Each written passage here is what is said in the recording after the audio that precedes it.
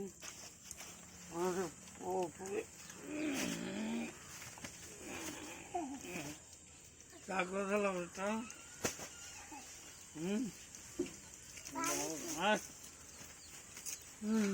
बड़ी तेरा मुंह तो देला बहुत दादा अरे नींद आवे ना अखिया में इतना मुत देला खटिया में। भाई लोग देखो सुतला में नींद नहीं ख्याल तो ऐसा लड़का वाला से खटिया पर मुद्दा तड़ से देखो पैंट भीज गल खड़ा का पैंट दिखाओ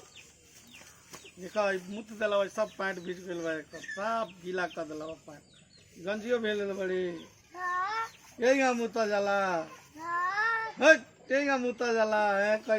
कैलवा ना मुते कहेगा अब आगी लागी बिछौना में ना लागी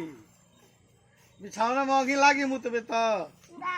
हाँ तो कौन ना